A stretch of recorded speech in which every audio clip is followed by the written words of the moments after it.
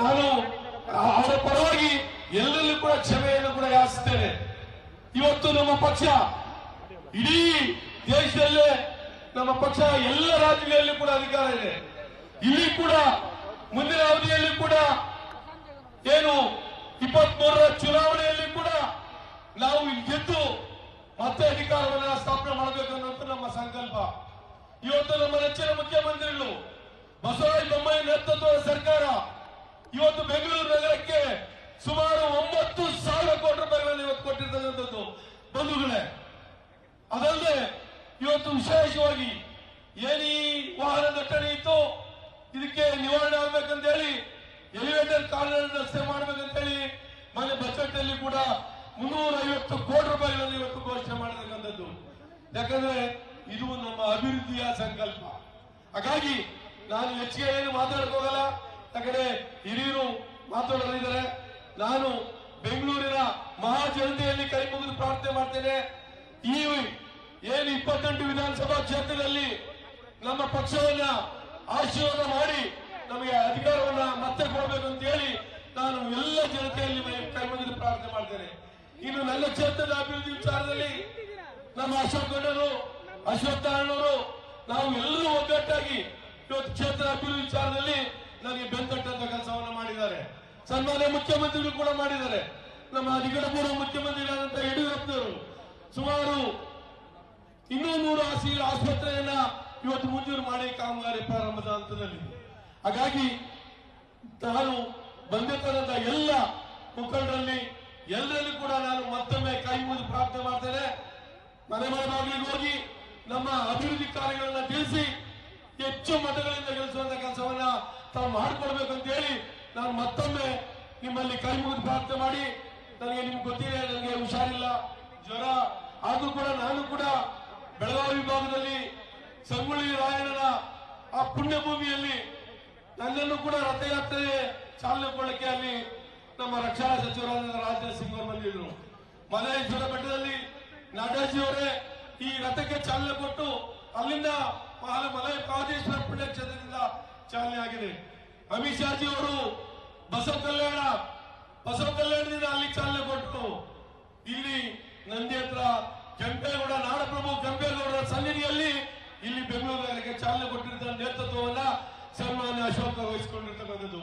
ಹಾಗಾಗಿ ಎಲ್ಲ ಕ್ಷೇತ್ರಗಳಲ್ಲಿ ಕೂಡ ಇವತ್ತು ಸಂಚಾರವನ್ನ ಮಾಡ್ತಾ ಇರ್ತಕ್ಕಂಥದ್ದು. ಹಾಗಾಗಿ ಮತ್ತೊಮ್ಮೆ ಬಂದಿರತಕ್ಕಂಥ ಎಲ್ಲ ಬಂಧುಗಳಲ್ಲಿ, ಎಲ್ಲ ನನ್ನ ಅಕ್ಕ ತಂಗಿಯರಲ್ಲಿ, ಎಲ್ಲ ತಾಯಂದಿರಲ್ಲಿ ನಾನು ಮತ್ತೊಮ್ಮೆ ಕೈ ಮುಗಿದು ಪ್ರಾರ್ಥನೆ ಮಾಡಿ ನಿಮ್ಮ ಆಶೀರ್ವಾದ ನನ್ನ ಮೇಲೆ ಇಲ್ಲಿ 24 ಗಂಟೆಗಳ ಕಾಲ ನಿಮ್ಮ ಮನೆ ಬಾಗಿಲ ಸೇವಕರಾಗಿ ನಾನು ಕೆಲಸವನ್ನು ಮಾಡ್ತೇನೆ ಅನ್ನೋ ಮಾತನ್ನ ಈ ಸಂದರ್ಭದಲ್ಲಿ ನಿಮ್ಮೆಲ್ಲರೂ ಕೂಡ ನನ್ನ ಕೋಟಿ ನಮಸ್ಕಾರ ತಿಳಿಸಿ ನಾನು ಮಾತು ಮುಗಿಸ್ತೇನೆ. ಧನ್ಯವಾದಗಳು. ಆತ್ಮೀಯ ಬಂಧುಗಳೇ, ಇಷ್ಟೊತ್ತು ನಮ್ಮನ್ನು ಉದ್ದೇಶಿಸಿ ಇನ್ನೊಂದು ಅರ್ಧ ಗಂಟೆ, 3/4 ಗಂಟೆಯಲ್ಲಿ ಕಾರ್ಯಕ್ರಮ ಮುಗಿದಿದೆ.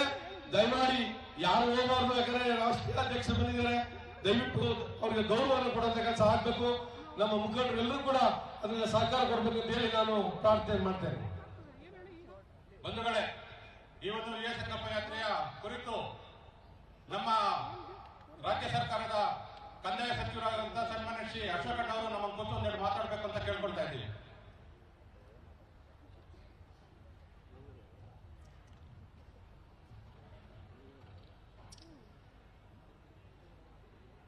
ಬಿಜೆಪಿಯ ವಿಜಯ ಯಾತ್ರೆಯಲ್ಲಿ ಈ ಕೆಆರ್ಪುರಕ್ಕೆ ಇವತ್ತು ಬಂದು ತಮ್ಮನ್ನ ಉದ್ದೇಶಿಸಿ ಮಾತಾಡಬೇಕು ಅಂತ ಬಂದಿರತಕ್ಕಂಥ ನಮ್ಮ ರಾಷ್ಟ್ರೀಯ ಅಧ್ಯಕ್ಷರು, ನಿರಂತರವಾಗಿ ಭಾರತದಲ್ಲಿ ಒಂದು ರಾಜ್ಯ ಆದ್ಮೇಲೆ ಮತ್ತೊಂದು ರಾಜ್ಯವನ್ನ ಗೆದ್ದು ಬರ್ತಾ ಇರ್ತಕ್ಕಂಥ ನಮ್ಮ ರಾಷ್ಟ್ರೀಯ ಅಧ್ಯಕ್ಷರಾದಂತ JP ನಡ್ಡಾ ಜಿ ಅವರು, ಅದೇ ರೀತಿ ನಮ್ಮ ಉಸ್ತುವಾರಿ ಆಗಿರ್ತಕ್ಕಂಥ ಅಣ್ಣಾಮಲೈ ಅವರು, ನಮ್ಮ ಸಚಿವರಾಗಿರ್ತಕ್ಕಂಥ ಸ್ನೇಹಿತ ಅಶ್ವತ್ಥ ನಾರಾಯಣ ಅವರು, ಈ ಭಾಗದ ಜನಪ್ರಿಯ ನಾಯಕರು, ಸಚಿವರು, ಈ ಭಾಗದ ಶಾಸಕರಾಗಿರುವಂತಹ ಬೈತಿ ಬಸವರಾಜ್ ಅವರೇ, ಮತ್ತೊಬ್ಬ ಸಚಿವರಾದಂತಹ ಮುನಿರತ್ನಂ ಅವರೇ, ನಮ್ಮ ಪಕ್ಷದ ಮುಖಂಡರಾದಂತಹ ನಿರ್ಮಲ್ ಕುಮಾರ್ ಸೋರಾನ್ ಅವರೇ, ಅಶ್ವತ್ಥ ನಾರಾಯಣ ಅವರೇ, ಚಲವಾದಿ ನಾರಾಯಣ ಸ್ವಾಮಿ ಅವರೇ, ಗೀತಾ ವಿವೇಕಾನಂದ ಅವರೇ, ಬಂಧುಗಳೇ, ಮುಂದೆ ಇನ್ನೊಂದು 2 ತಿಂಗಳಲ್ಲಿ ಕರ್ನಾಟಕದಲ್ಲಿ ಚುನಾವಣೆ ಬರ್ತಾ ಇದೆ. ಈ ಚುನಾವಣೆಯ ಒಂದು ಗೆಲುವನ್ನ ಸಾಧಿಸಬೇಕು. ಕೇಂದ್ರದಲ್ಲಿ ನರೇಂದ್ರ ಮೋದಿ ಅವರ ಸರ್ಕಾರ, ಕರ್ನಾಟಕದಲ್ಲಿ ಬಿಜೆಪಿ ನೇತೃತ್ವದ ಬೊಮ್ಮಾಯಿ ಅವರ ಸರ್ಕಾರ. ಈ 2 ಸರ್ಕಾರಗಳು ಮತ್ತೆ ಕರ್ನಾಟಕದಲ್ಲಿ, ದೇಶದಲ್ಲಿ ಬರಬೇಕು ಅಂತ ಹೇಳಿ ವಿಜಯ ಸಂಕಲ್ಪ ಯಾತ್ರೆಯನ್ನ ನಾವು ಮಾಡ್ತಾ ಇದ್ದೀವಿ. ಬಂಧುಗಳೇ, ನಾವು ನೋಡಿದ್ದೀರಿ, ಕಾಂಗ್ರೆಸ್ 50 ವರ್ಷ ಈ ದೇಶವನ್ನ ಆಳಿದೆ. ಆದ್ರೆ ಕೊಟ್ಟಿದ್ದೇನು? ಪಾಕಿಸ್ತಾನ ಮುಂದೆ ಅವರು ಪಾಕಿಸ್ತಾನ ಹುಲಿ ರೀತಿ ಬಂದ್ರೆ ನಮ್ಮನ್ನ ಇಲಿ ರೀತಿ ಮಾಡಿದಂತ ಕಾಂಗ್ರೆಸ್ ಅನ್ನ ನಾವು ನೋಡಿದ್ದೀವಿ. ಆದ್ರೆ ಇವತ್ತು ನರೇಂದ್ರ ಮೋದಿ ಅವರು ಇಡೀ ದೇಶದಲ್ಲಿ, ಇಡೀ ಪ್ರಪಂಚದಲ್ಲಿ ಒಂದು ನಾಯಕತ್ವ ಕೊಡೋ ಮುಖಾಂತರ ಇವತ್ತು ಪಾಕಿಸ್ತಾನದ ಒಂದು ಸ್ಥಿತಿಯನ್ನ ಇಲಿ ರೀತಿ ಮಾಡಿ ನಮಗೆ ಒಂದು ಇಡೀ ಪ್ರಪಂಚದಲ್ಲಿ ನಮಗೊಂದು ಶಕ್ತಿಯನ್ನ ಕೊಟ್ಟಿರ್ತಕ್ಕಂಥ ನಮ್ಮ ನೆಚ್ಚಿನ ಪ್ರಧಾನಿ ನರೇಂದ್ರ ಮೋದಿ ಅವರು. ಬಂಧುಗಳೇ, ಕಾಂಗ್ರೆಸ್ ಇವತ್ತು ಸುಳ್ಳುಗಾರರ ಪಕ್ಷ, ಕಾಂಗ್ರೆಸ್ ಮೋಸಗಾರರ ಪಕ್ಷ. ಪದೇ ಪದೇ ಸುಳ್ಳನ್ನ ಹೇಳೋ ಮುಖಾಂತರ ಜನರನ್ನ ದಾರಿ ತಪ್ಪಿಸುವಂತ ಕೆಲಸನೂ ಕೂಡ ಕಾಂಗ್ರೆಸ್ ಅವರು ಮಾಡ್ತಾ ಇದ್ದಾರೆ.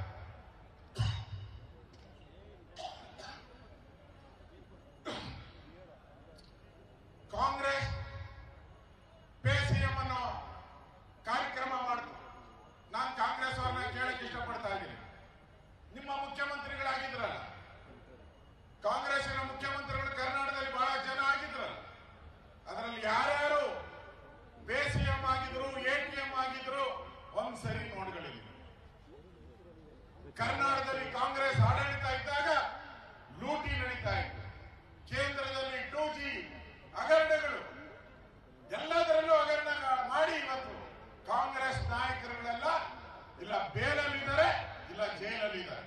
ಇಂಥವರು ಇವತ್ತು ಕರಪ್ಷನ್ ಬಗ್ಗೆ ಮಾತಾಡ್ತಾ ಇರ್ತಕ್ಕಂಥದ್ದು ನಾಚಿಕೆಗೇಡಿನ ಸಂಗತಿ. ನೋಡಿ, ನಾವು ಕರ್ನಾಟಕದಲ್ಲಿ ಹೋದ್ಸರಿ ಕುಮಾರಸ್ವಾಮಿ ನೇತೃತ್ವದ ಸರ್ಕಾರ ಇತ್ತು. ಬೆಂಬಲ ಕೊಟ್ಟವರು ಯಾರು? ಕಾಂಗ್ರೆಸ್ ಅವರು. ಹಿಂದೆ ದೇವೇಗೌಡರು ಪ್ರಧಾನಿ ಆಗಿದ್ರು, ಬೆಂಬಲ ಕೊಟ್ಟವರು ಯಾರು? ಕಾಂಗ್ರೆಸ್ ಅವರು. ನೀವ್ ಹೇಳಿ, ಇವತ್ತು ಕಾಂಗ್ರೆಸ್ಸಿನ ಬಿ ಟೀಮ್ ಯಾವುದು ಅಂದ್ರೆ ಅದು ಜೆಡಿಎಸ್. ಇವತ್ತು ಈ ಸರ್ಕಾರ ಕೊಟ್ಟಿದ್ರಿ, 14 ತಿಂಗಳು ಸರ್ಕಾರ ಮಾಡಿದ್ರು, ಮಾಡಕ್ಕಾಗ್ಲಿಲ್ಲ, ಸರ್ಕಾರ ನಡೆಸಕ್ಕಾಗ್ಲಿಲ್ಲ. ಆ ಪಾರ್ಟಿಯಲ್ಲಿದ್ದಂತ 15 MLAಗಳು ಬಿಟ್ಟು ಹೋದ್ರು. ಯಾಕೋದ್ರು? ಸರ್ಕಾರ ಇದ್ದಾಗ, ನಿಮ್ಮನ್ನ ಅಧಿಕಾರ ಇದ್ದಾಗ 15 ಜನ MLAನ ಹಿಡಿದಿಟ್ಕೊಳಕ್ಕಾಗದೆ ಇರ್ತಕ್ಕಂಥ ಪಾರ್ಟಿ ಇವತ್ತು ಮತ್ತೆ ಜನರ ಮುಂದೆ ಬಂದು ಹೇಳ್ತಾ ಇದ್ದಾರೆ, ಮತ್ತೊಂದ್ಸರಿ ಅಧಿಕಾರ ಕೊಡಿ, ಮತ್ತೊಂದ್ಸರಿ ಅವಕಾಶ ಕೊಡಿ. ದಯವಿಟ್ಟು ನಂಬೇಡಿ, ಕಾಂಗ್ರೆಸ್ ಜೆಡಿಎಸ್ ಸರ್ಕಾರ ಬರಲ್ಲ, 3 ದಿನನೂ ಇರಲ್ಲ. ಯಾಕಂದ್ರೆ ಜಗಳ, ಹೊಡೆದಾಟ, ಮುಖ್ಯಮಂತ್ರಿ ಪದವಿಗೋಸ್ಕರ ಹೊಡೆದಾಟ. ಸಿದ್ದರಾಮಯ್ಯನವರು, DK ಶಿವಕುಮಾರ್ ಅವರು ಇವತ್ತಿಗೂ ಟವಲ್ ಹಾಕೊಂಡು ಕೂತಿದ್ದಾರೆ ಚೇರ್ ಮೇಲೆ. ಯಾರು ಮುಖ್ಯಮಂತ್ರಿ? ಇನ್ನೂ ಸಿಕ್ಕೇ ಇಲ್ಲ ಅವಕಾಶ. ನಮ್ಮ ಬಿಜೆಪಿಯಲ್ಲಿ ಆಗಲ್ಲ. ನಮ್ಮಲ್ಲಿ ನಾಯಕರು ಒಬ್ಬರೇ, ನಮ್ಮ ನಾಯಕರು ದೇಶ ಬಿಜೆಪಿ ಬರಬೇಕು ಅಂತ ಯೋಚನೆ ಮಾಡ್ತಾರೆ. ಆ ರೀತಿಯಾದಂತ ಒಂದು ಪಕ್ಷ ನಮ್ಮದು ಬಿಜೆಪಿ. ದಯವಿಟ್ಟು ಬಿಜೆಪಿಯನ್ನ ಗೆಲ್ಲಿಸಿ, ಕರ್ನಾಟಕದಲ್ಲಿ ಬೆಂಗಳೂರಲ್ಲಿ 28 ಕ್ಷೇತ್ರಗಳಲ್ಲಿ 28 ಕ್ಷೇತ್ರಗಳನ್ನ ಬಿಜೆಪಿಯನ್ನ ಗೆಲ್ಲಿಸುವ ಮುಖಾಂತರ ಒಂದು ಹೊಸ ಪರ್ವವನ್ನ ಬೆಂಗಳೂರಲ್ಲಿ ನಿರ್ಮಾಣ ಮಾಡಬೇಕು ಅಂತ ನಮ್ಮ ನಡ್ಡಾಜಿಯವರು ಬಂದಿದ್ದಾರೆ. ಮೋದಿಯವರ ಆಶೀರ್ವಾದದಲ್ಲಿ, ನಡ್ಡಾಜಿಯವರ ನೇತೃತ್ವದಲ್ಲಿ ಬೆಂಗಳೂರಲ್ಲಿ, ಕರ್ನಾಟಕದಲ್ಲಿ ಮತ್ತೆ ಅಧಿಕಾರಕ್ಕೆ ತರಬೇಕು, ಡಬಲ್ ಇಂಜಿನ್ ಸರ್ಕಾರ ಬರಬೇಕು ಅನ್ನೋ ಮಾತನ್ನ ತಿಳಿಸಕ್ಕೋಸ್ಕರ ನಮ್ಮ ನಡ್ಡಾಜಿಯವರು ಬಂದಿದ್ದಾರೆ. ನಿಮ್ಮೆಲ್ಲರ ಪರವಾಗಿ ಮತ್ತೊಮ್ಮೆ ನಾನು ಸ್ವಾಗತವನ್ನ ಕೋರಿ ನನ್ನ ಮಾತನ್ನು ಮುಗಿಸ್ತಾ ಇದ್ದೀನಿ. ಧನ್ಯವಾದಗಳು. ಭಾರತ್ ಮಾತಾ ಕಿ, ಭಾರತ್ ಮಾತಾ ಕಿ. ಒಂದ್ಸರಿ ಜೋರ ಎಲ್ಲ ಬಿಜೆಪಿಗೆ ಬೆಂಬಲ, 2 ಕೈ ಎತ್ತಿ ಬಿಜೆಪಿಗೆ ಭಾರತ್ ಮಾತಾ ಕಿ, ಭಾರತ್ ಮಾತಾ ಕಿ. ನರೇಂದ್ರ ಮೋದಿ ಅವರಿಗೆ, JP ನಡ್ಡಾ ಅವರಿಗೆ, JP ನಡ್ಡಾ ಅವರಿಗೆ ಧನ್ಯವಾದಗಳು. ನಮ್ಮನ್ನು ಉದ್ದೇಶಿಸಿ ಮಾತಾಡಿದಂತ ಕಂದಾಯ ಸಚಿವರಾದಂತಹ ಅಶೋಕ್ ಅವರಿಗೆ ಧನ್ಯವಾದಗಳು. ಈಗ ನಮ್ಮನ್ನು ಉದ್ದೇಶಿಸಿ ತಮಿಳುನಾಡಿನ ರಾಜ್ಯಾಧ್ಯಕ್ಷರಾಗಿರುವಂತಹ ಅಣ್ಣಾಮಲೈಜಿಯವರು ನಮ್ಮನ್ನು ಉದ್ದೇಶ ಮಾತಾಡಬೇಕಂತ ಕೇಳ್ಕೊಳ್ತಾ ಇದ್ದೀವಿ.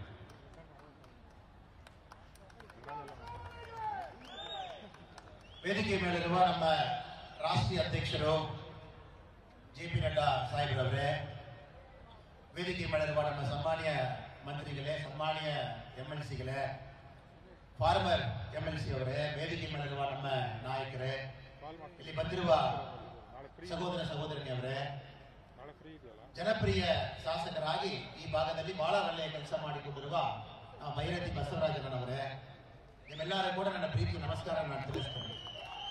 ಸಹೋದರ ಸಹೋದರಿಯವರೇ, ತಮ್ಮೆಲ್ಲರಿಗೂ ಗೊತ್ತಿರುವ ವಿಷಯ, 3 ವರ್ಷದಲ್ಲಿ ಕರ್ನಾಟಕದಲ್ಲಿ ನಮ್ಮ ಬಿಜೆಪಿ ಸರ್ಕಾರ ಇಲ್ಲಿ ಇದೆ. 2 ವರ್ಷ ನಮ್ಮ ಸನ್ಮಾನ್ಯ ಯಡಿಯೂರಪ್ಪ ಸಾಹೇಬ್ರವರು ನೇತೃತ್ವದಲ್ಲಿ ಈ ಒಳ್ಳೆಯ ಆಡಳಿತ ಕೊಟ್ಟಿದ್ದರು. ಆಮೇಲೆ ಬಸವರಾಜ ಬೊಮ್ಮಾಯಿ ಸಾಹೇಬ್ರವರು 1 ವರ್ಷದ ಮೇಲೆ ಆಡಳಿತದಲ್ಲಿ ಇದ್ದಾರೆ. 9 ವರ್ಷಕ್ಕೆ ಹೆಚ್ಚು ಮೇಲೆ ನಮ್ಮ ಸನ್ಮಾನ್ಯ ನರೇಂದ್ರ ಮೋದಿ ಸಾಹೇಬ್ರವರು ಆಡಳಿತ ಕೊಡ್ತಾ ಇದ್ದಾರೆ. ನಾವೆಲ್ಲರೂ ಕೂಡ ತಮ್ಮಲ್ಲಿ ಒಂದೇ ಒಂದು ವಿನಂತಿ ಮಾಡಿಕೊಳ್ತಾ ಇದ್ದೀವಿ. ಕಳೆದ 3 ವರ್ಷದಲ್ಲಿ ಕೂಡ ಡಬಲ್ ಇಂಜಿನ್ ಸರ್ಕಾರ ಮಹತ್ವ ತಾವು ನೋಡ್ತಾ ಇದ್ದೀವಿ. ಡಬಲ್ ಇಂಜಿನ್ ಸರ್ಕಾರ ಎಷ್ಟು ಬೆಂಬಲ ಕರ್ನಾಟಕ ಕೊಡ್ತಾ ಇದ್ದೀವಿ ನಾವು ನೋಡ್ತಾ ಇದ್ದೀವಿ. ಬಡವರಿಗೆ ಎಷ್ಟು ಬೆಂಬಲ ಕೊಡ್ತಾ ಇದೀವಿ ನೋಡ್ತಾ ಇದೀವಿ. ರೈತರಿಗೆ ಎಷ್ಟು ಬೆಂಬಲ ಕೊಡ್ತಾ ಇದೀವಿ ನೋಡ್ತಾ ಇದೀವಿ. ಸನ್ಮಾನ್ಯ ಎಲ್ಲಾ ಜನರು ಕೂಡ ನಮ್ಮ ಸರ್ಕಾರ ಎಷ್ಟು ಬೆಂಬಲ ಕೊಡ್ತಾ ಇದೆ ನೋಡ್ತಾ ಇದ್ದೀವಿ. ತುಂಬಾ ಜನ ನನ್ನಲ್ಲಿ ಹೇಳಿದರು, ಡಬಲ್ ಇಂಜಿನ್ ಸರ್ಕಾರ ಏನು, ಮಹತ್ವ ಏನು. ಸನ್ಮಾನ್ಯರೇ, ಇಲ್ಲಿ KR ಪುರ ಕ್ಷೇತ್ರದಲ್ಲಿರುವ ತಮ್ಮೆಲ್ಲರೂ ಕೂಡ ಒಂದೇ ಒಂದು ಉದಾಹರಣೆ ಕೊಡಬೇಕು ನನಗೊಂದು ಆಸೆ. 2019 ಆಗಸ್ಟ್ 15ನಲ್ಲಿ ಸನ್ಮಾನ್ಯ ನರೇಂದ್ರ ಮೋದಿ ಸಾಹೇಬರು ಒಂದು ಮಾತು ಹೇಳಿದರು. 2024 ಮುಗಿಯುವಾಗ ಒಂದೊಂದು ಮನೆಯಲ್ಲಿ ಕೂಡ ಕುಡಿಯುವ ನೀರು ಪೈಪ್ನಲ್ಲಿ ಬರಬೇಕು. 5 ವರ್ಷ ಸನ್ಮಾನ್ಯ ನರೇಂದ್ರ ಮೋದಿ ಸಾಹೇಬರು ಟಾರ್ಗೆಟ್ ಕೊಟ್ಟಿದ್ದರು. ಜಲ್ ಜೀವನ್ ಮಿಷನ್ ನಲ್ಲಿ ಒಂದೊಂದು ಮನೆಯಲ್ಲಿ ಕುಡಿಯುವ ನೀರು ಪೈಪ್ನಲ್ಲಿ ಬರಬೇಕು. ಸನ್ಮಾನ್ಯ ನರೇಂದ್ರ ಮೋದಿ ಸಾಹೇಬರು ಈ ಟಾರ್ಗೆಟ್ ಕೊಡುವಾಗ 2019ನಲ್ಲಿ ಬರೀ ಇಂಡಿಯಾದಲ್ಲಿ 17% ಮಾತ್ರ ಮನೆಗೂ ಕುಡಿಯುವ ನೀರು ಪೈಪ್ನಲ್ಲಿ ಬಂದಿದೆ. ಕರ್ನಾಟಕದಲ್ಲಿ 1 ಕೋಟಿಗೆ ಹೆಚ್ಚು ಮನೆ ಇದೆ. ಸರಿಯಾಗಿ ನೋಡಬೇಕಂದ್ರೆ 1,01,16,478 ಮನೆ ಕರ್ನಾಟಕ ಒಳಗಡೆ. 2019ನಲ್ಲಿ ಕರ್ನಾಟಕದಲ್ಲಿ ಬರೀ 24% ಮನೆಯಲ್ಲಿ ಮಾತ್ರ ಕುಡಿಯುವ ನೀರು. 2023ನಲ್ಲಿ ಇವತ್ತು ನಾವು ಮಾತಾಡುವಾಗ ಕರ್ನಾಟಕದಲ್ಲಿ 64% ಮನೆಯಲ್ಲಿ ಕುಡಿಯುವ ನೀರಿದೆ. 64% ಮನೆ ಇದೆ. 64,64,543 ಮನೆಯಲ್ಲಿ ಇವತ್ತು ಕುಡಿಯುವ ನೀರು ಪೈಪ್ನಲ್ಲಿ ಬರುತ್ತೆ. ಇದು ಒಂದೇ ಒಂದು ಉದಾಹರಣೆ ಸಾಕು. ಮೇಲೆ ಬಿಜೆಪಿ ಸರ್ಕಾರ, ಕರ್ನಾಟಕದಲ್ಲಿ ಬಿಜೆಪಿ ಸರ್ಕಾರ ಇಬ್ಬರು ಸೇರುವಾಗ ಡಬಲ್ ಇಂಜಿನ್ ಗವರ್ಮೆಂಟ್ ಆಗುವಾಗ ಒಂದು ಒಳ್ಳೆಯ ರೀತಿಯಲ್ಲಿ ಕೆಲಸ ಯಾವ ತರ ಮಾಡ್ಲಿಕ್ಕೆ ಆಗ್ತದೆ. ನಾನು ತಮಿಳುನಾಡಿನಲ್ಲಿ ಇದೀನಿ, ತಮ್ಮೆಲ್ಲರೂ ಕೂಡ ಗೊತ್ತಿರುತ್ತದೆ. ಬಿಜೆಪಿನಲ್ಲಿ ಕಾರ್ಯಕರ್ತನಾಗಿದೆ. ಅಲ್ಲಿ ನೋಡಿಕೊಳ್ಳಿ, ಇಲ್ಲಿ ಕಾಂಗ್ರೆಸ್ ಪಕ್ಷ ದಿನ ಒಂದು ಸುಳ್ಳು, ಅವರು ಮೊನ್ನೆ ಹೇಳಿದ ಸುಳ್ಳುಗೆ ಹೆಚ್ಚು ಸುಳ್ಳು ಇವತ್ತು ಹೇಳ್ತಾರೆ, ನಾಳೆ ಇವತ್ತು ಹೇಳಿದ ಸುಳ್ಳುಗೆ ಹೆಚ್ಚು ಸುಳ್ಳು ನಾಳೆ ಹೇಳ್ತಾರೆ. ಕಾಂಗ್ರೆಸ್ ನಲ್ಲಿ ಒಂದೊಂದು ನಾಯಕರು ಕೂಡ ಒಂದು 100 ಮೀಟರ್ ರನ್ನಿಂಗ್ ರೇಸ್ ತರ ಇದೆ, ಯಾರು ಜಾಸ್ತಿ ಸುಳ್ಳು ಹೇಳ್ತಾರೆ. ಮುಖ್ಯಮಂತ್ರಿ ಕಾಂಪಿಟೇಷನ್ ಕೂಡ ಕಾಂಗ್ರೆಸ್ ನಲ್ಲಿ ಸುಳ್ಳು ಹೆಚ್ಚು ಯಾರು ಹೇಳ್ತಾರೆ ಅವರಿಗೆ ಮುಖ್ಯಮಂತ್ರಿ ಸ್ಥಾನ ಹೋಗ್ಬೇಕನ್ನು ಸುಳ್ಳು ಹೇಳ್ತಾರೆ. ದೊಡ್ಡ ಸುಳ್ಳು ಅವರು ಹೇಳುವುದು, ನಾವಿಲ್ಲಿ ಅಧಿಕಾರಕ್ಕೆ ಬಂದ ತಕ್ಷಣ ಒಂದೊಂದು ರೇಷನ್ ಕಾರ್ಡ್ಗೂ 2,000 ರೂಪಾಯಿ ಕೊಡ್ತೀವಿ. ತಮಿಳುನಾಡಿನಲ್ಲಿ ಇದೇ ಮಾತು 2 ವರ್ಷಕ್ಕೆ ಹಿಂದೆ ಎಲೆಕ್ಷನ್ ಸಮಯದಲ್ಲಿ ಕಾಂಗ್ರೆಸ್ ಅವರು DMK ಅವರು ನಾವು ಆಡಳಿತ ಬಂದ ತಕ್ಷಣ ಒಂದು ರೇಷನ್ ಕಾರ್ಡ್ಗೂ 1,000 ಕೊಡ್ತೀವಿ. 24 ತಿಂಗಳಾಯ್ತು, ಇದುವರೆ ಒಂದು ರೇಷನ್ ಕಾರ್ಡ್ಗೂ 1 ಪೈಸಾ ಬಂದಿದೆ. ಒಂದು ರೇಷನ್ ಕಾರ್ಡ್ಗೂ 1 ಪೈಸಾ ಬಂದಿದೆ. ಯಾವಾಗಲೂ ಒಂದು ವಿರೋಧ ಪಕ್ಷದಲ್ಲಿ ಇರುವಾಗ ಬಾಯಿನಲ್ಲಿ ಏನ್ ಬರ್ತದೆ ಹೇಳ್ತಾರೆ. ಕಾಂಗ್ರೆಸ್ ಅವರು ಒಂದಿಟ್ಕೊಂಡು ತಿರುಗಾಡ್ತಾರೆ. ಆಮೇಲೆ ಒಂದು ರೇಷನ್ ಕಾರ್ಡ್ಗೆ 10 kg ಅಕ್ಕಿ ಕೊಡ್ತೀವಿ. ಇಂಡಿಯಾದಲ್ಲಿ ಯಾರು ಬಡವರಲ್ಲ, ಕಾಂಗ್ರೆಸ್ ಕಾಲದಲ್ಲಿ ಬಡವರಿದ್ರು. ಬಡವರು ಇರಬೇಕನ್ನು ಕಾಂಗ್ರೆಸ್ ಅಧಿಕಾರದಲ್ಲಿ ಇದ್ರು. 1947ರಿಂದ ಬಡವರು ಅವರು ಇರಬೇಕೇ ಇದ್ರು.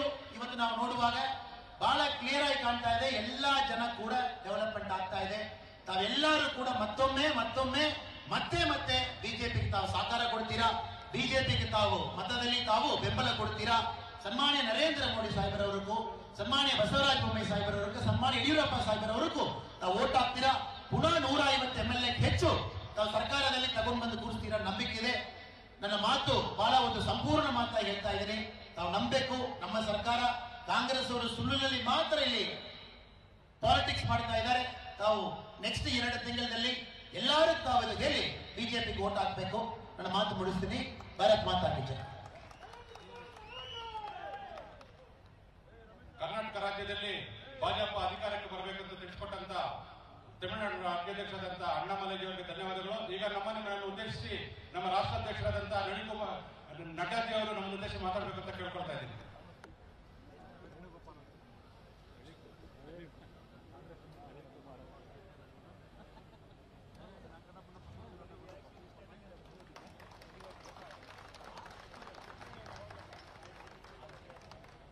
आज के इस जनसभा में विजय संकल्प यात्रा में मंच पर उपस्थित श्री आर अशोक जी, हमारे कर्नाटक सरकार के मंत्री श्री अश्वत्थ नारायण जी, हमारे कर्नाटक सरकार में मंत्री, यहाँ के लोकप्रिय विधायक और मंत्री हमारे वरिष्ठ साथी श्री भैरती बसवराज जी, श्री मुनिरत्ना जी, हमारे नारायण स्वामी एमएलसी, आर देवेगौड़ा जी हमारे एमएलसी, अश्वत्थ नारायण स्वामी जी एक्स एमएलसी, हमारे स्टेट के वाइस प्रेसिडेंट निर्मल कुमार सुराना जी, सजदानंद मूर्ति जी, के अन्नामलाई जी हमारे तमिलनाडु स्टेट के अध्यक्ष,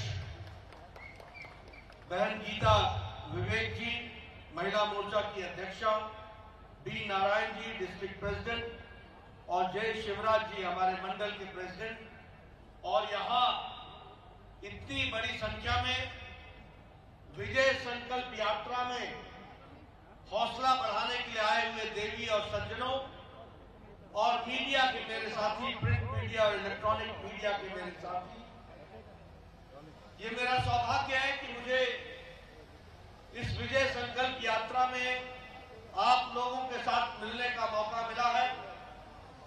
It is a proud privilege for me to participate in this Vijay Sankalp Yatra, and the enthusiasm which I am seeing here among you and the rousing welcome you gave, जिस तरीके से आपने इस यात्रा का स्वागत किया है, मुझे कर्नाटक में फिर से कमल खिलता हुआ दिख रहा है, यह मैं कहना चाहता हूं. मित्रों, जब मैं बेंगलोर में आया हूं तो मैं और कर्नाटक की धरती पर आया हूं तो मैं कह सकता हूं, this is a land of spirituality. ये अध्यात्मवाद की धरती है. This is a land of knowledge. ये ज्ञान की धरती है. And this is a land of science, जिसने दुनिया को, देश को साइंस में भी बहुत बड़ा योगदान किया. भारत के नक्शे पर देखें तो कर्नाटक अध्यात्म के दृष्टि से, स्पिरिचुअलिटी की दृष्टि से, ज्ञान की दृष्टि से, नॉलेज की दृष्टि से और साइंस की दृष्टि से कर्नाटक का अपना स्थान है. और उसमें भी बेंगलुरु का विशेष स्थान है देश के नक्शे पर, दुनिया के नक्शे पर, ये मैं कह सकता हूं. और आज जब मैं यहां आया हूं तो मैं विश्वेश्वरैया को याद न करूं, हम यहां पर नाथ प्रभु केम्पे गौड़ा जी को याद न करें तो शायद मेरी यात्रा अधूरी हो. मैं ये भी आपको बताना चाहता हूं कि कर्नाटक आज इनोवेशन में देश में नंबर 1 पर खड़ा है, नंबर 1 पर खड़ा.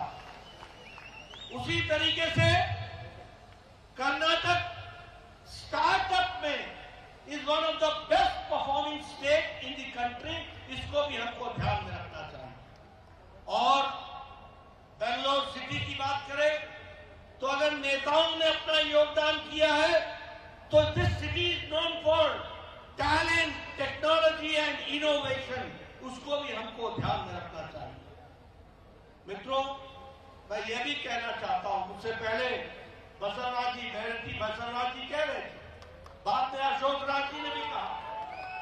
उन्होंने, भैरती बसवराज जी ने कहा कि किस तरीके से पहले येडियुरप्पा जी ने और बाद में हमारे बोम्मई साहब ने कर्नाटक को आगे बढ़ाने में कोई कसर नहीं छोड़ी है.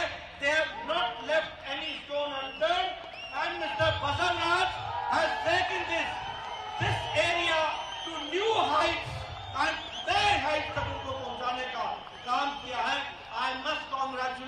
बैठी फसल फॉरेस्ट वर्क। मित्रों, जब मैं आपको बेंगलोर की चर्चा कर रहा हूं तो मैं ये भी बताना चाहता हूं, आजकल देश में बड़ी चर्चा हो जाती है और मैं ये भी कहना चाहता हूं कि कोरोना के काल में और यूक्रेन के युद्ध के पश्चात सारी दुनिया में मंदी आई, सारी दुनिया इस सप्लाई चेन से लड़ने में दिक्कत में पड़ी। लेकिन I would like to tell you that India under the dynamic leadership of prime minister Modi has seen a stable economy in India. That is what I would like to say. और जब मैं ये कहता हूं तो मैं आंकड़ों के साथ कहता हूं और मैं चाहता हूं कि मीडिया वाले मेरी बात को लिख लें। आज रशिया में इन्फ्लेशन 11.8%, इटली में इन्फ्लेशन 10%, यूनाइटेड किंगडम में इन्फ्लेशन 10%, ऑस्ट्रेलिया में 7.8% और इंडिया में 6.5%। One of the most stable economy.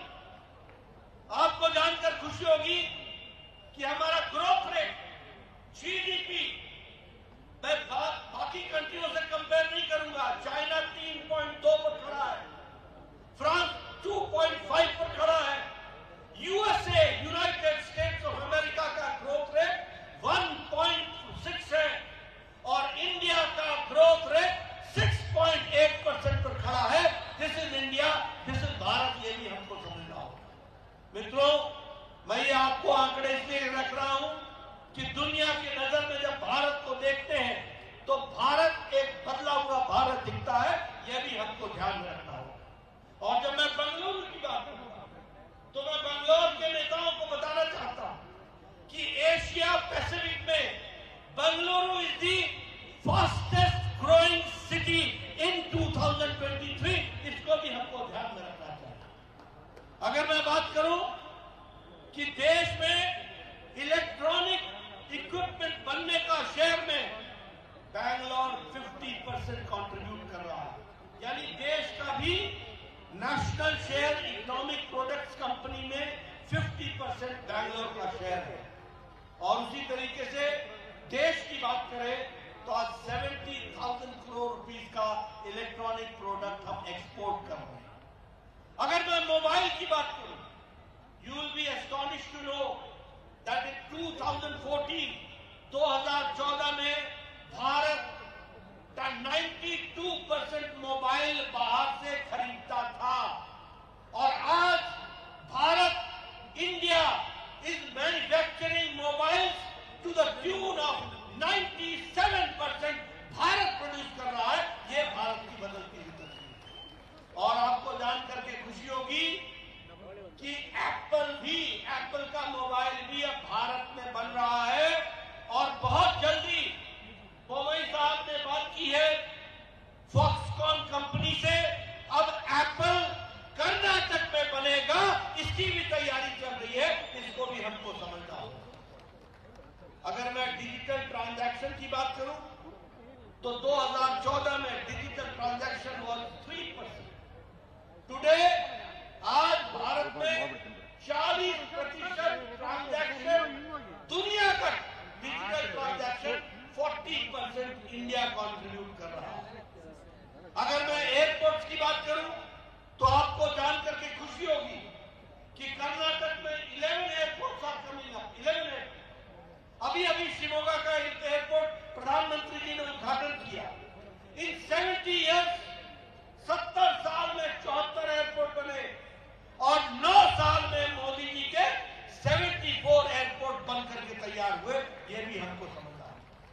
आज 72 प्रोजेक्ट्स को एयरपोर्ट अथॉरिटी ऑफ इंडिया ने काम शुरू किया है और यहां भी 9 एयरपोर्ट अथॉरिटी ने प्रोजेक्ट को सैंक्शन दे दिया है। कर्नाटक में भी 9 एयरपोर्ट पर काम शुरू हो गया।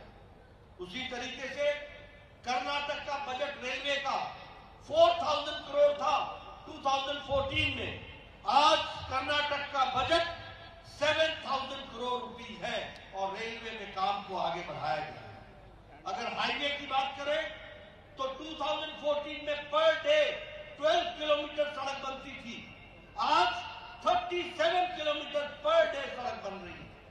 उसी तरीके से कर्नाटक का नेशनल हाईवे का बजट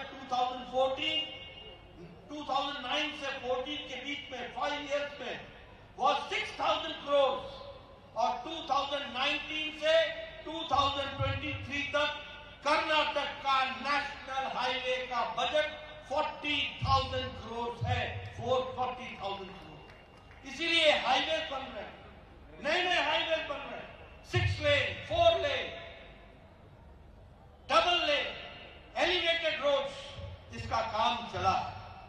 आपको ये भी याद होगा कि प्रधानमंत्री मोदी जी अभी अभी 27 फरवरी को कर्नाटक आए थे और उन्होंने, जैसा मैंने कहा, कि शिमोगा का एयरपोर्ट का उद्घाटन किया, जिसमें 450 करोड़ रुपीस खर्च हुए। उसी तरीके से 44 स्मार्ट सिटी का प्रोजेक्ट, जिसमें 895 करोड़ खर्च होंगे। उसी तरीके से शिमोगा में 2 रेलवे प्रोजेक्ट्स को उन्होंने सैंक्शन दिया। एक है शिमोगा शिकारीपुरा रनेनवे Belur new railway line 990 crore का। उसी तरीके से कोटे गनगुरु रेलवे कोचिंग डिपो बनाने की बात कही है, इसके लिए भी उन्होंने सैंक्शन किया है, पैसा दिया है। 27 फरवरी को प्रधानमंत्री बेलगावी गए थे और बेलगावी में 2,700 करोड़ रुपीस का उन्होंने प्रोजेक्ट्स को शुरुआत की, जिसमें बेलगावी रेलवे स्टेशन को रीडेवलप करने का काम शुरू किया। उसी तरीके से 930 crore rupees will be dedicated to the railway section और जल जीवन मिशन में 1,585 करोड़ ये खर्च करने का तय किया। 6 फरवरी को प्रधानमंत्री मोदी जी यहीं बेंगलुरु आए थे और उन्होंने केम्पेगौड़ा हमारा टर्मिनल 2 का उन्होंने सैंक्शन किया था और इनॉग्रेट किया था, जिसपे 5,000 करोड़ रुपीस खर्च हुए। और उसी तरीके से प्रधानमंत्री जी ने यहीं आकर के HAL फैक्ट्री को टुमकुर में, HAL की फैक्ट्री, हेलीकॉप्टर बनाने की फैक्ट्री, उसका काम भी शुरू किया, तो वो भी कर्नाटक में है। उसी तरीके से टुमकुर में हमारा इंडस्ट्रियल टाउनशिप और कॉरिडोर ये भी बनाने का काम शुरू किया। और Vande Bharat express Mysore to Chennai, from here to Annamalai place Chennai, वहां तक के लिए भी वंदे भारत ट्रेन को शुरू किया गया। और केम्पेगौड़ा इंटरनेशनल एयरपोर्ट के साथ साथ हमारे नाथ प्रभु केम्पेगौड़ा की 108 फीट की मूर्ति, उसको भी स्थापित किया गया और वो उसको भी अनवेल किया गया। You will see that Karnataka has been brought in the mainstream and Bengaluru has been given the top priority as far as development is concerned. This you have to understand, and this is the change which has come. And I would also like to appreciate Vaidhi Basavaraj ji for bringing all this change. Ashwat Narayan ji, R. Ashok ji, all of them have done a good job for this development. अगर हम कहें, आज Karnataka is a state जो देश में top 2 economies में से आता है, इसको भी हमको समझना है। और अभी जो बोमई साहब ने ट्राइबल्स के लिए, वीवर्स के लिए, फिशरमैन के लिए ये जो चीफ मिनिस्टर रायता विद्या निधि को एक्सटेंड किया है, जिसमें लगभग 10 लाख हमारे वीवर्स विल बी बेनिफिटेड, ये बहुत बड़ा काम हुआ। उसी तरीके से गरीब लोगों की बात करें तो 0 इंटरेस्ट लोन पर फार्मर्स के लिए कोऑपरेटिव सोसाइटी में 2.42 लाख फार्मर्स को लोन दिया गया है, यह भी बहुत बड़ी बात है। और रिजर्वेशन के लिए जो आपने SC को 15% से बढ़ा करके 17% कर दिया, ST को 3% से बढ़ा करके 7% कर दिया, ये हमारे ट्राइबल भाइयों के लिए SC योजना के लिए बहुत बड़ा योगदान है। Friends, prime minister Modi ji ने गांव, गरीब, वंचित, पीड़ित, शोषित, दलित, इनको मदद पहुंचाने का काम किया और उसी को ताकत देने का काम येडियुरप्पा और बोमई साहब ने किया।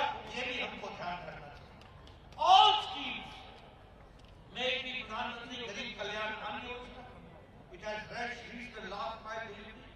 May it be Pradhan Mantri Swachhta Yojana, may it be Ujjwala Yojana, may it be Saubhagya Yojana, may it be Pradhan Mantri Kisan Samman Nidhi, may it be Ayushman Bharat.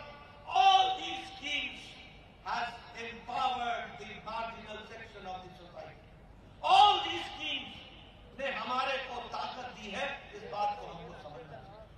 मित्रों, मैं आपको इस दृष्टि से भी बताना चाहता हूं कि जेडीएस और कांग्रेस ये एक ही सिक्के के दो पहलू हैं। They are the two sides of the same coin. Both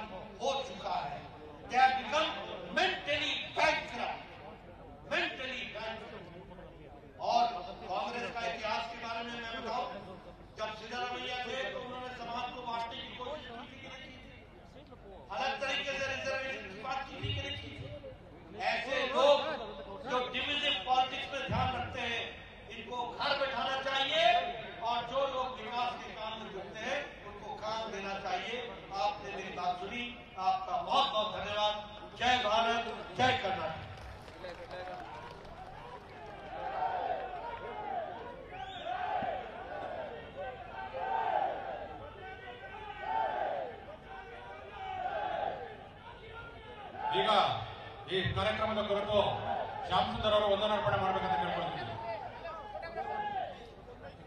ವಿಜಯ ಸಂಕಲ್ಪ ಯಾತ್ರೆಗೆ ಆಗಮಿಸಿ ನಮ್ಮನ್ನೆಲ್ಲರನ್ನು ಉದ್ದೇಶಿಸಿ ಮಾತಾಡಿದ ರಾಷ್ಟ್ರೀಯ ಅಧ್ಯಕ್ಷರಾದಂತ ಶ್ರೀಯುತ ನಡ್ಡಾಜಿ ಅವರಿಗೆ ಕೆಆರ್ಪುರಂ ಮಂಡಲದ ವತಿಯಿಂದ ಮತ್ತು ಕೆಆರ್ಪುರದ ಎಲ್ಲ ಜನತೆ ಪರವಾಗಿ ತುಂಬ ಹೃದಯದ ಧನ್ಯವಾದಗಳನ್ನು ಅರ್ಪಿಸ್ತಾ ಇದ್ದೇವೆ. ಹಾಗೂ ಈ ಕಾರ್ಯಕ್ರಮಕ್ಕೆ ಆಯೋಜನೆ ಮಾಡಿಕೊಟ್ಟಂತ ನಮ್ಮ ನಿಮ್ಮೆಲ್ಲರ ನೆಚ್ಚಿನ ಸಚಿವರಾದಂತಹ ಬಸವರಾಜ ಅಣ್ಣನವರಿಗೂ ಹಾಗೂ ಅವರ ವರ್ಗದವರೆಗೂ ನಾನು ತುಂಬ ಹೃದಯದ ಧನ್ಯವಾದಗಳನ್ನು ಅರ್ಪಿಸ್ತಾ ಇದ್ದೇನೆ. ಮತ್ತು ಈ ಒಂದು ಕಾರ್ಯಕ್ರಮಕ್ಕೆ ರಕ್ಷಣಾ ವ್ಯವಸ್ಥೆಯನ್ನು ಕಲ್ಪಿಸಿ